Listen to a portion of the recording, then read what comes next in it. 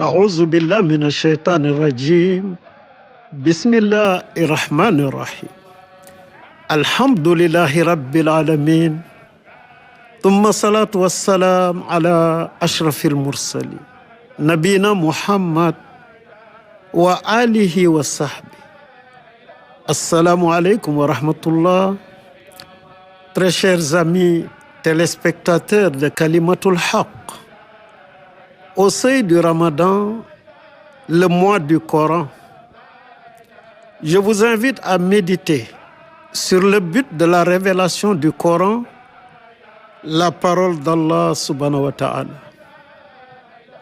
Mbokk yi ñu dellu sant Yàlla subhanahu wa ta'ala mi nu wërsëgal ndaje mi ci bis bu tedd bi nga xam ni ñu ngi séentu nag weeru alquran di séentu Ramadan Mubarak.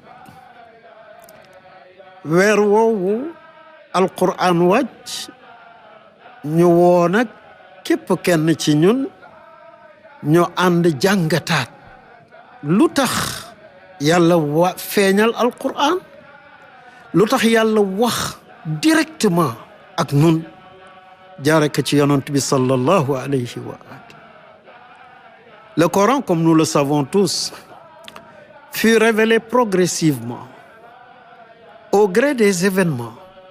Cela pour former, forger, bâtir l'homme par des conseils sages, des orientations indispensables pour son bien-être. Mbokk yi ñëpp xam nañ ne alquran wàccul jumla waahida, wàccul nii rek téere bi ni cëpp comme ni tawraat wàcce woon, comme ni linjil wàcce. moom yàlla da ko doon wàcce par laaya, par saar, ba baa muy mat.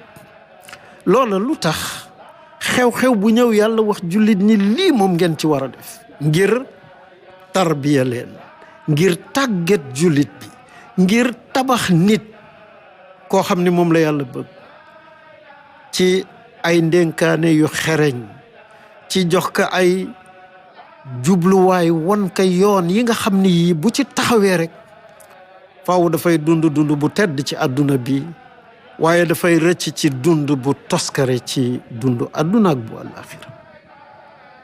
Le verset 185 sourate Baqara nous dit: la révélation du Coran débuta au mois de Ramadan pour guider les hommes, l'humanité. Il dit pas les croyants, pas les musulmans, mais l'ensemble des hommes et des femmes, l'ensemble des djinns, leur expliquer la bonne voie et leur servir de critères. Cette révélation, à partir de ce Ramadan, durera 23 ans et se poursuivra jusqu'à l'éternité. Mbokk yi yàlla nettalil nu boppam, waxal nu boppam. bu nu ko waxuloon du nu ko xam. mu ne alquran dama ko tàmbali wàcce ci shahru Ramadan, ci laa ko wàccee. lu tax mu wàccee ka? mu ne hudan, ngir teg nit ci yoon. nit la wax de, waxu la jullit, waxu la chrétien, waxu la ku topp yonent yàlla Muusa. dafa ne ngir nit, góor ak jigéen, jinne góor ak jigéen, ngir mu won leen yoon, jubal leen. wa bayyinatin min al huda, alquran boobu ñu ñëw leeral, faram fàcce lépp lu aju ci njub googu. wal furqaan, mu nekk nag nattukaay, mu nekk sunu nattukaay moom nit, bi muy ràññee lan mooy lu baax ak lan mooy lu bon. alquran moo lay ràññale diggante mbaaxu aada ak mbaax gi yàlla ni mooy baax. suratul Baqara.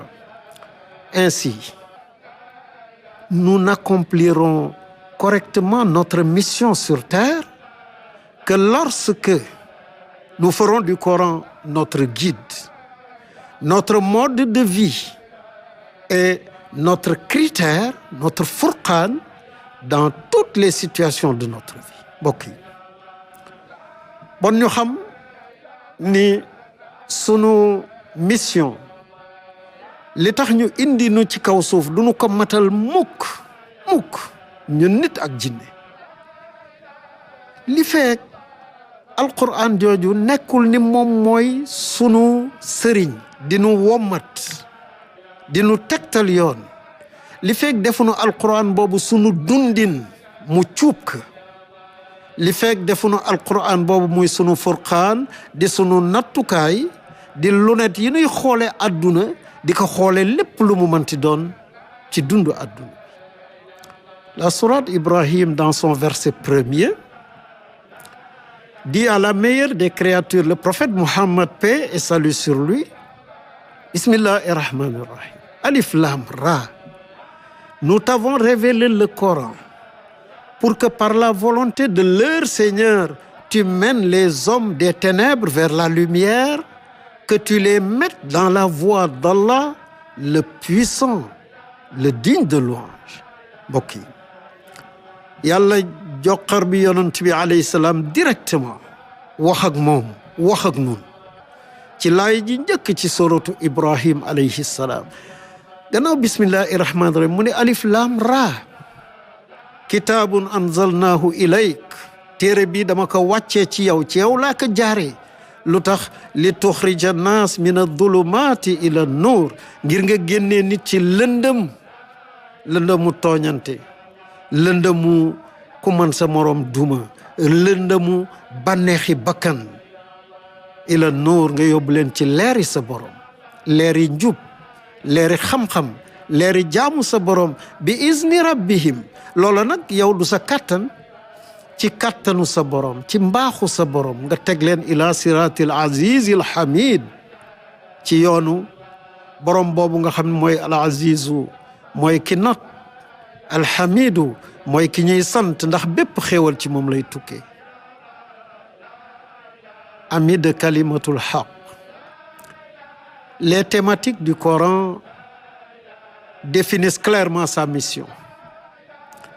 Il traite de tout ce dont l'homme a besoin sur tous les plans physique, moral, spirituel, social, de ce dont il a besoin au-delà de cette vie mbokk yi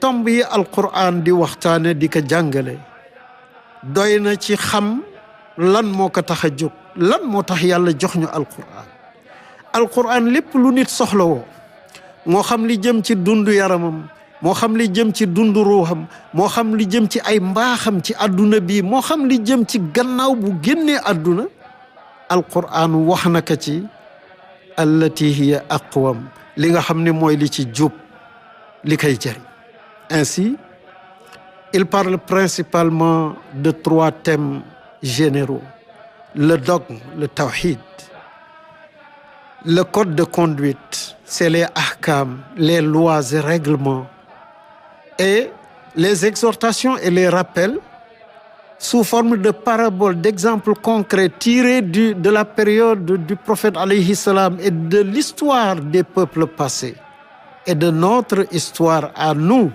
du 21e siècle mbokk yi noonu ngay fekk boroom xam-xam yi ne alquran ñetti tomb yi daal boo ko doon tënk li mu ëmb ñetti tomb yi la tawhid mooy yàlla moom dong mooy kilifa di santaane ñuy def muy tere ñuy bàyyi ñaareel bi mooy ahkaam yi nan la nit ñu war a dunde nan la ñu war a jëflante nan laa war jëflanteek sama bopp jëflanteek ak samay nawle jëflanteek ak sama borom ñetteel bi mooy tazkir di nu fàttali nag di nu yee ci jàngal nu ci li xew ci jamono yonent bi alayhi salaam bi alquran di wàcc dellu ci ba àdduna di sosoo ñëw ba àdduna di tukki sunu jamono bii nu toll tey boo yëree alquran nga settantal ka da ngay fekk mu ngi nuy jox li nuy dund tey le réalisme du Coran apparaît dans l'approche progressive une approche adaptée à la situation à Makka et adaptée à la situation à Médine après l'émigration du prophète alayhi salam mbokk yi noonu yaa ngi koy jàngati ci alquran nga xool li ñuy wax alquranu Makka ak alquranu Médine mooy jiitu gàddaay gi ak gannaaw gàddaay gi.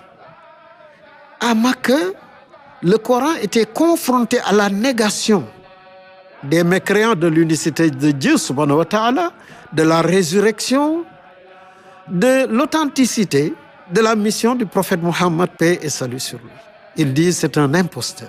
Bokki boo xoolee Makka alquran li mu jànkonteel ci ay jafeñ-jafeñ mooy weddi gu yéeféer yi weddi ni yàlla yi kenn mënu ko def benn faaw ñu nekk ñu bare weddi ni dund gi moom fii rek la yem dee dekki amul tuumaal yonent bi alayhi salaam nag ni du yonent day woote wooloo xam ni lii du garaatam. Les sourates mecquoises engagent donc le débat et les appellent à la réflexion sur eux-mêmes d'abord, sur la perfection de l'univers, sur les attributs du Dieu unique comparés à leur divinité qui ne voient pas, qui n'entendent pas, qui sont incapables de se protéger elles-mêmes et de protéger ceux qui les vénèrent. Mbokk yi noonu ngay xool saar yi wàcc Makka commencé nag di daggase ak yéeféer yi di leen tegaat ci yoon woo leen ci nañu xalaat ci seen bopp wa fi anfusikum waaye woo leen ñu xool ci kawnu bi fil afaqi ñu xool melokaan ak turu yàlla yi ñu méngale ko ak seen yàlla yi nga xam ne duñu gis duñu dégg yàlla yoo xam ne mënuñu aar seen bopp ku mënul aar sa bopp nag doo aar ka nga xam ni nee na yow la gëm di la topp. Enfin, ces interlocuteurs, les Arabes de la période de la révélation, étant les maîtres de la parole de leur époque, le Coran les envoûta par son ton poétique miraculeux. Si bien que, pour le diaboliser, ils ne trouvèrent aucun terme adapté, sinon de dire ce Coran est une parole envoûtante. Ce Coran est envoûtant. Il est extraordinaire, il est merveilleux, il est magnifique. Mbokk yi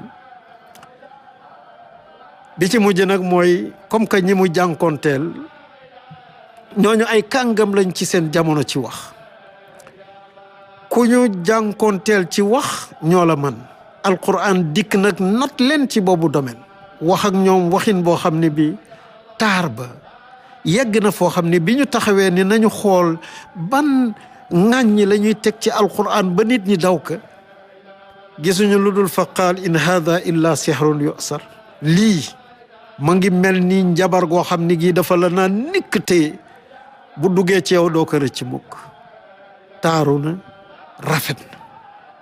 Durant la période mecquoise où les infidèles assumèrent leur mécréance dans l'intolérance et la violence, le Coran entreprit de former ses adeptes à l'éthique, au respect des règles du vivre ensemble, mais surtout et surtout à la résistance pacifique non violente. Mbokk yi jamonoy Makka jullit ñi wala nga ni yéeféer yi dañu taxaw fésal seen kéeféer waaye ànd ci nag ak mettital ak xajoowuñu képp koo xam ni gëm nga leneen lu wuuteeg ñoom booba alquran moom it taxaw ci tàggat ay ñoñam ci jox leen ay valeur ay mbaax def leen ñoo xam ne ñii dañuy respecter képp ku ñuy dundandool xam lan moo war ci ñoom ñu taxaw ci waaye nag rawatina mu fexe ba tàggat leen ci not seen bakkan ba ku dal ci seen kaw ak violence ak métital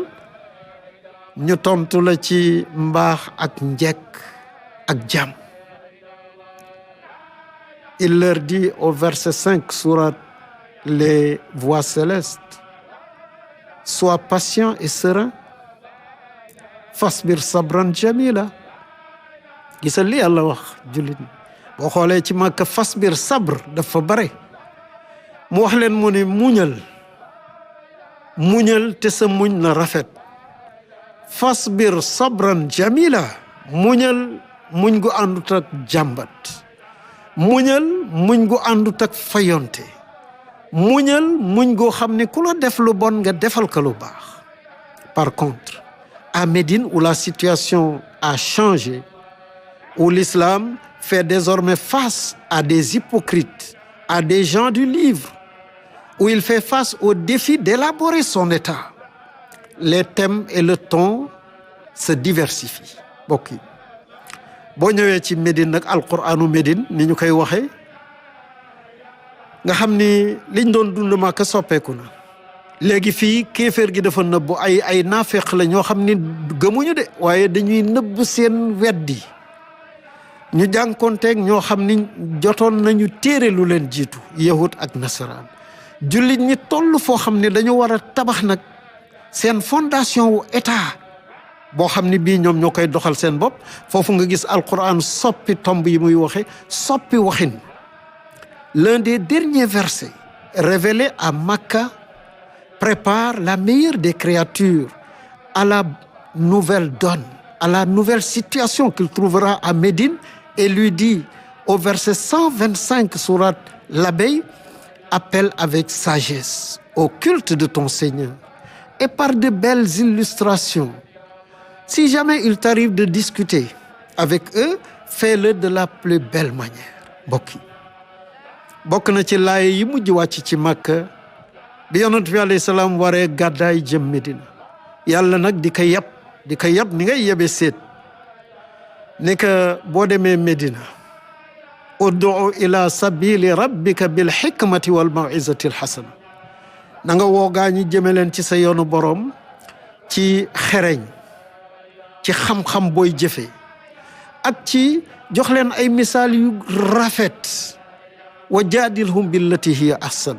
boo xamee ni tollu nga foo xam ni faw ngeen dàggase mu ne booy dàggase mais def ko ci argument wax ji gën a rafet. waxu la bu rafet de bu gën a rafet. suratul Nahl. La sourate Baqara, qui est la première sourate révélée à Médine, commence par présenter les nouveaux personnages qui sont en présence. Les croyants, al-muttaqoun, les mécréants, les zina kafaru et les hypocrites wa minan nasi. mbokk yi nga gis suratul Baqara mooy saar bi njëkk wàcc Médine. bi mu ñëwee bi mu ubbee rek dafa présenté ñi nga xam ni ñoom ñooy dundandoo ak yonent bi alayhi salaam ci Médine. ñenn ñi ñooy al-muttaqoun, ñi nga xam ni ñoo nar a topp alquran. ñeneen ñi ñooy al-kaafiroon, ñi weddi. ñeneen ñi mooy minan naas ñi nga xam ne dañu raxoo ci nit ñi, bokkuñu fii bokkuñu fee, di nafiq yi.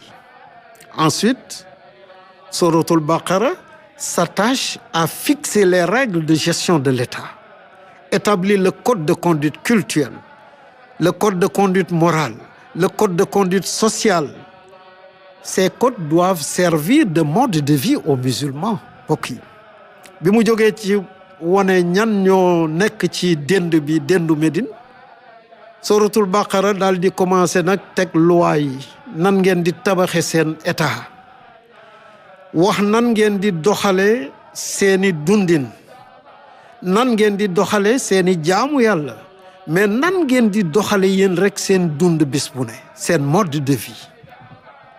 Pour toutes ces raisons, je l'ai dit, le ton changea, les phrases devinrent plus longues, les versets s'appesantirent plus sur les rapports sociaux, les rapports entre les individus et les groupes, la nature des lois, plus que sur les lois de l'univers comme le Coran de Makka. bokk yi lii moo tax alquranu Medinatul Munawwara da ngay fekk jumla yi waxin wi moo gën a yaatu, laaye yi ñoo gën a gudd, laaye yooyu itam gën a taxaw ci jëflante diggante nit ak nit, diggante ay mbooloo, diggante état ak état.